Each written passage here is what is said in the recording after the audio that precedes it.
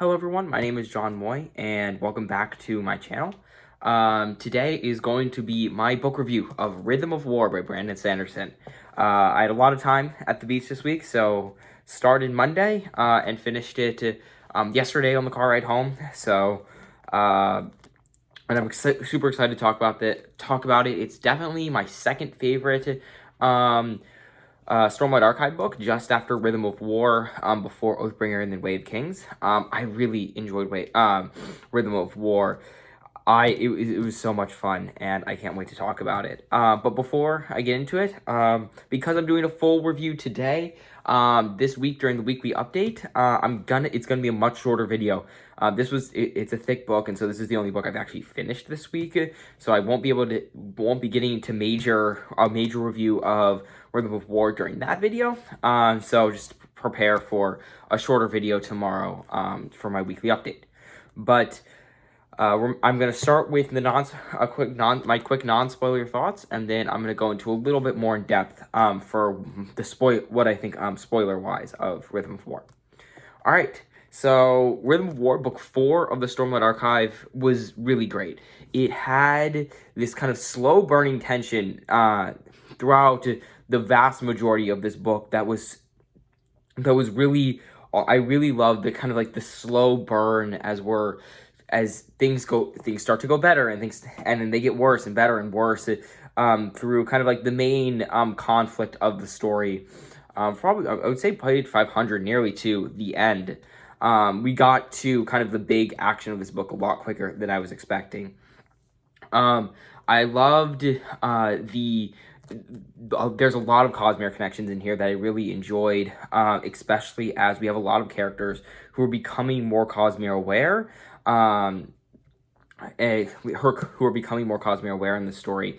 And after this is beyond this, I have Yumi and the Nightmare Painter and Arcane Unbound left. So I've read all of the rest of pretty much all the rest of the Cosmere, and so I'm able to understand all of the references and where they're coming, where all of these. I understand. I'm Cosmere aware, and so it's enjoyable to see some of the characters in this book become Cosmere aware.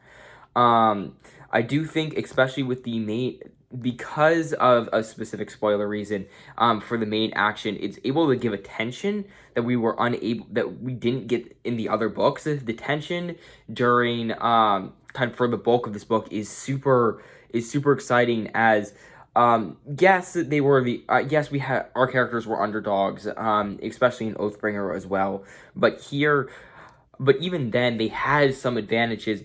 They had advantages that their opponent didn't. They're fully and truly the underdogs in this story, and I loved seeing them try to claw their way back into into being successful. There's a lot more science and engineering in this book, which is something that's super interesting to me. As someone whose goal is to become a chemical engineer who wants to go into a STEM major. I'm enjoying the science and engineering in Rhythm of War a lot. Especially, we spend a lot of time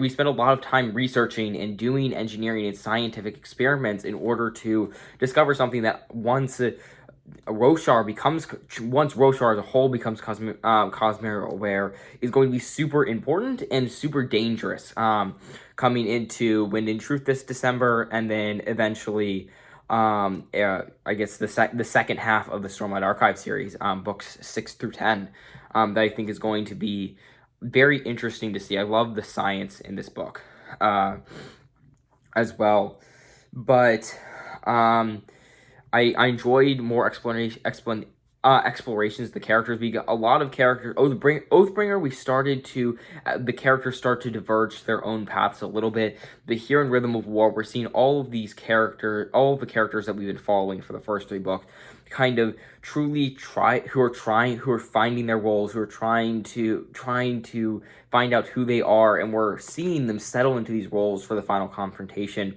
in Wind and Truth. And so that was super interesting and exciting to see. The action is just as great in this book as ever, and especially the creative usages of the surges in Rhythm of War was something that I really enjoyed.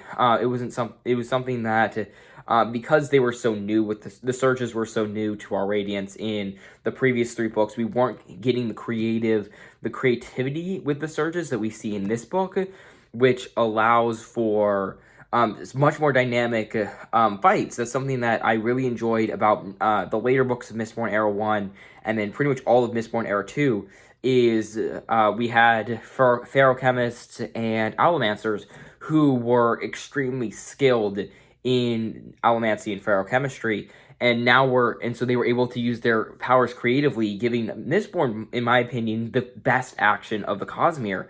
But because we're starting to get experienced Radiance in the Stormlight Archive, surges have started to grow into such an interesting form of magic that I'm super excited to see the creative potential that they'll have coming Wind and Truth. Actually, Rhythm of War for me act a lot of things that making me excited, even more excited for Rhythm of Truth, Wind and Truth than I already was.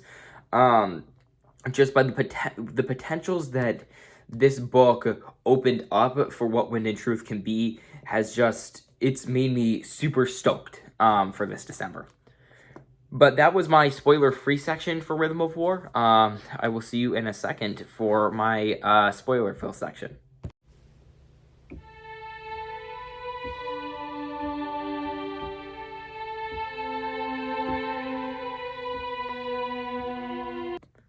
Alright, hello everyone, welcome back. Now for the spoiler section of my review of Rhythm of War by Brandon Sanderson.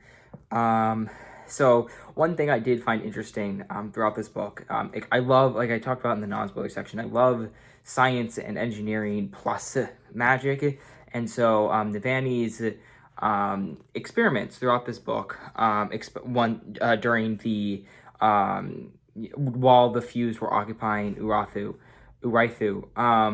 were super interesting just to see how she was going throughout the scientific process of trying to develop anti-light, which is something that, as a hardcore Discworld fanboy, is something that I found very funny because the first time you are introduced to the concept of something like anti-light is in the Discworld series with anti-sound and anti-light.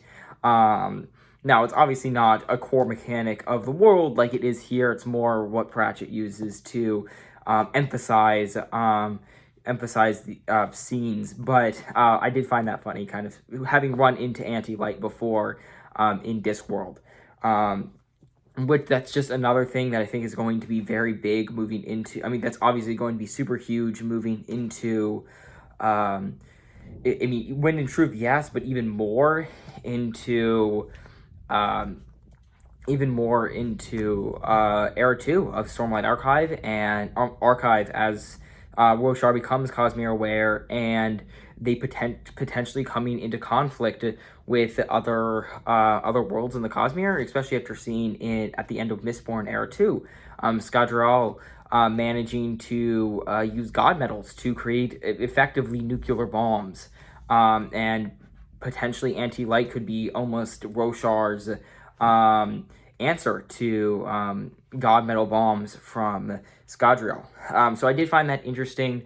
Obviously, the entire occupation of Urithu by the Fused is such an important part of this novel. I mean, like, once we get there, we spend pretty much all of our time there, flashing through POVs from Vanley,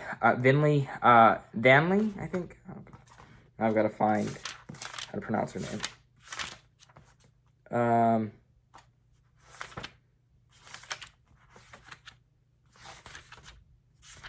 How can I not find a single one of these chapters?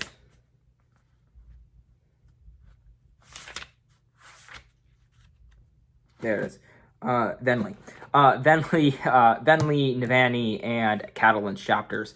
Though I did enjoy I did find it interesting seeing more of Yasna and Wit and how she's approaching running the kingdom, especially because her very unorthodox method, especially compared to how Galvin and Dalinar and Elokar had run it before her. And I think that an interesting kind of political foil. That's something that Sanderson, I think Sanderson's getting better at, is kind of almost the political things. And I think that's going to be interesting to see as we continue on with more complex works. Obviously, politics has gotten more complex the further into our human civilization has gone, and so as we're getting there in the Cosmere, I think that'll be interesting to see how she approaches that. Wit came off less of a jerk in this book, which is always nice. He actually seemed like he had a soul, which sometimes Wit can come off as a bit of an arsehole, which luckily he was not in this book, which was something I did like there. A lot less Dalinar in this novel, which I was fine with. We had so much Dalinar in Oathbringer. Just a few chapters here and there as he's exploring his relationship with the Stormfather and his bondsmith powers, and almost like almost more of a support character in this book. As he's trying to continue to figure out how to be a leader, away from how to be a leader, no longer military, but now almost an ambassador or a king. Flashbacks here, definitely weaker. I mean, we didn't even see them, I think, until like part 2 or 3. Was not a big... These are probably my least favorite flashbacks of all of them. It does give important backstory to Venli's character, and you can see how where she got to where she was. But I find her so infuriating in the flashbacks that it kind of undoes all of that work, because I hate them. Because I hate her in those flashbacks. But kind of going to the modern day, her struggling to the person she was and the selfish person that she was before the Everstorm came, and now now she's joined the Order of the Will Shapers, and her trying to become a better person and kind of almost what she feels earn her place among the Knights Radiant it was super interesting, and I definitely liked her more at the end of the book than I did at the beginning of the book.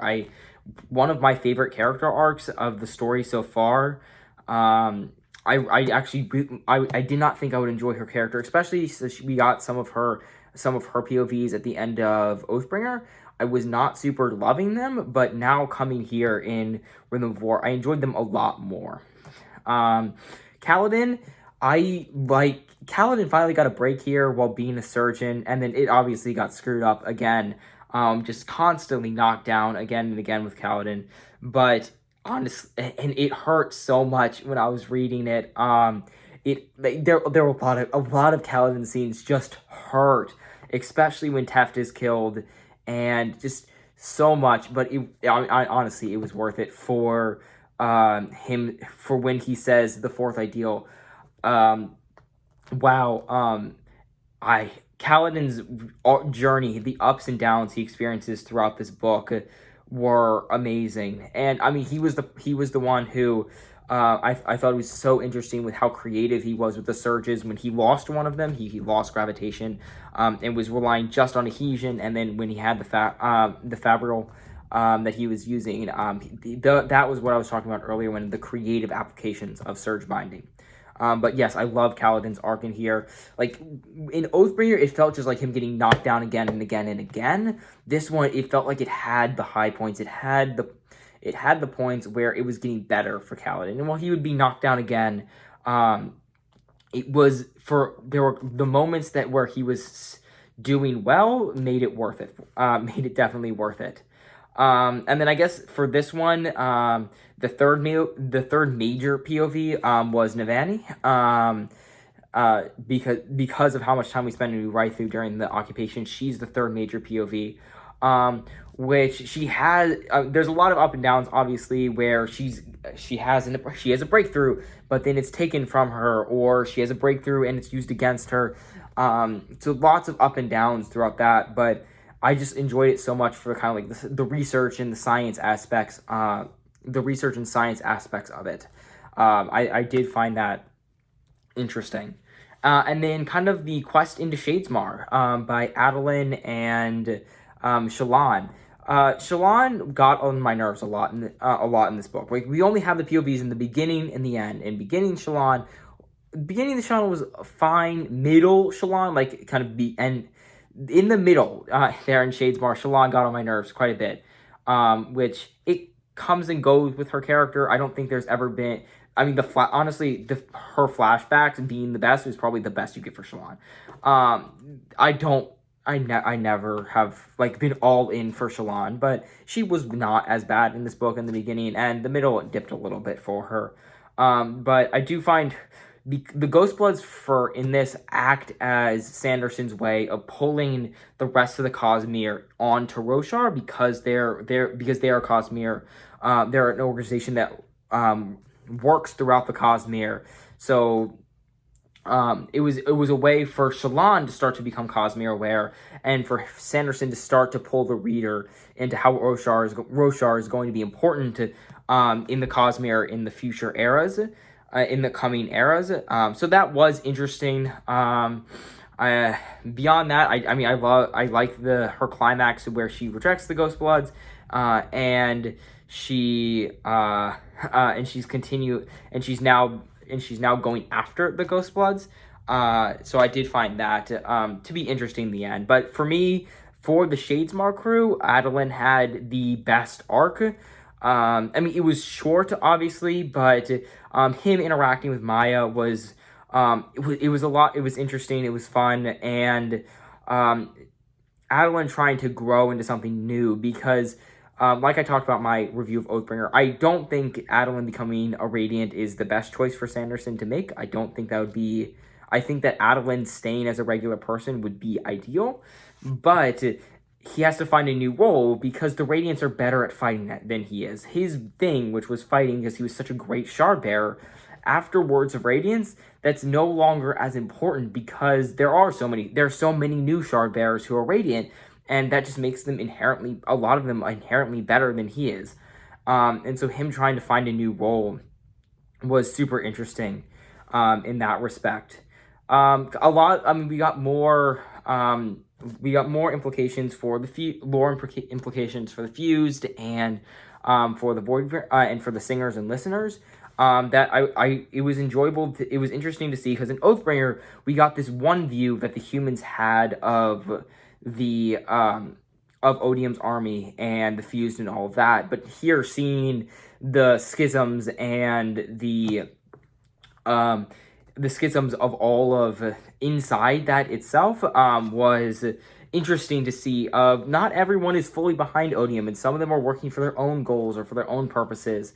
Some of them are active, who are part of Odium, but actively against Odium, like the unmade Sinjat, that I pronounced that wrong, who's actively helping the Radiants, despite being one of the unmade of Odium, that I found interesting. And then obviously the huge implications of Terra Varigan being becoming Odium at the end of the story, killing Race, which that was Cultivation's plan all along. She is much smarter than all of us, or way stupider, because that could go very poorly for everyone if she is much stupider, because either she's making plays that are beyond over all of our heads, or she messed up big time. I really enjoyed Rhythm of War. It's my second favorite book after Words of Radiance. But I'm super excited for Wind and Truth this December. Like I said, I have two Cosmere novels left. I've just started Yumi the Nightmare Painter, and then I've Arcanum Unbound. Oh, one more thing. I will say, the climax of this story, at the end of the Siege of Arithu, I cannot tell you. So we were on the drive back. We were driving back up from our vacation in North Carolina, and I cannot tell you the amount of times I let out a gasp or like whatever, and my mom who was driving was like, stop. Like the climax is great in this, definitely better than the Oathbringer one. I still do like the Words of Radiance climax better, but man, it was a good climax. This is my review of Rhythm of War. My weekly recap will be tomorrow for my summer reading, so watch out for that. Definitely for that one, it's going to be much shorter. I only have... That was the only book I finished this week, so it's just kind of first thoughts on Yumi the Nightmare Painter. But thank you so much. I I hope you've been enjoying my videos, and if you enjoyed this video, potentially check out some of my other ones. I reviewed Oathbringer on the channel, as well as Going Postal by Terry Pratchett, if you'd like to watch that, or my summer recap videos, where I recap what I read every single week this summer. So if you want to see some quick reviews of a lot of the Wizards books for a lot of the Discworld Wizards book, quite a number of Cosmere novels,